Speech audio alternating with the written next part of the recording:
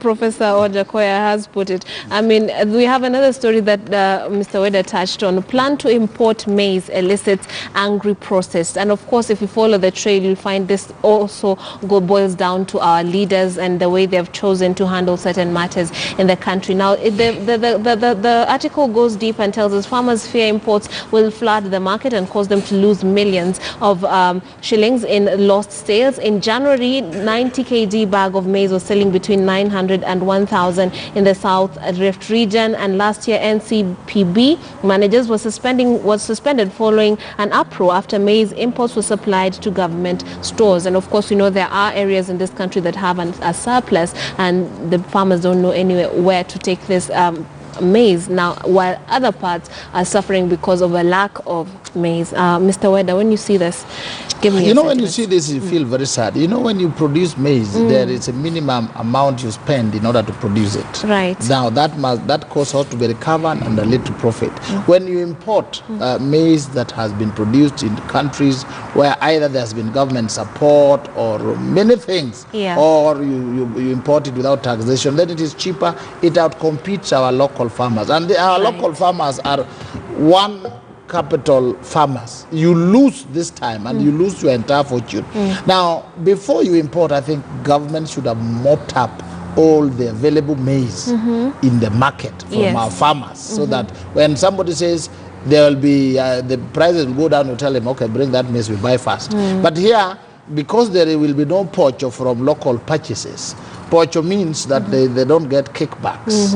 These are farmers. If you buy, there are no kickbacks. But if you import, then there are all sorts of kickbacks that come through the tax part and so on and so forth. And the importers will come and talk to the powers that be. So it is very, very sad. When you see this, I don't know whether the president needs a room so that when some of these things happen, he can tell some of these ministers, surely, lie down, we baptize you so that you wake up. It is sad. Yes. It is very unfortunate. And you know, agriculture is one of our leading earners of and leading drivers of the economy, but such headlines point to a negative trajectory. And of course, when the budget was read earlier on, we were given no subsidies for fertilizers, so the farmers are actually not getting as much attention as is expected, given the chunk of the economy that they actually contribute or are expected to contribute to.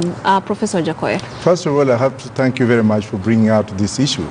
And I'm going to ask my senior for guidance, because I've been approached by 220 farmers from Kiambu who wants me to go to court, and I will come to you as soon as they come.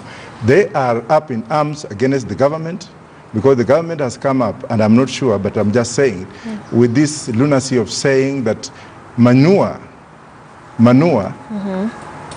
is going to be banned. Cow dung, let me put cow dung.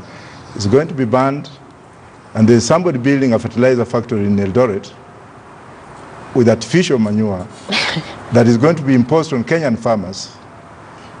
When countries like European countries, that are heavily subsidized farmers in terms of fertilizer, where they've come in and said that genetic manure is much more viable for healthy food.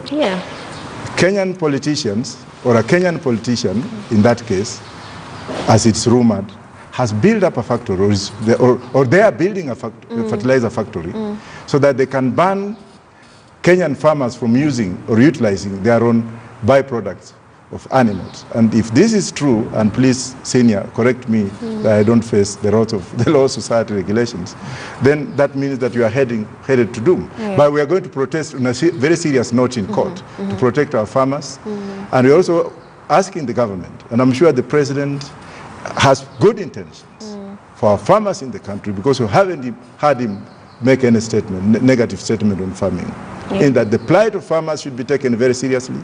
The Minister for Agriculture should be shown the door, because he has failed farmers. And those who have stolen maize, of course, they are still alive and kicking. And I'm also asking our courts, our court system, our judicial system, while Kenyans do not have confidence in them, anyone who tampers with food, anyone who tampers with food production should be denied bail, even if the Constitution says otherwise.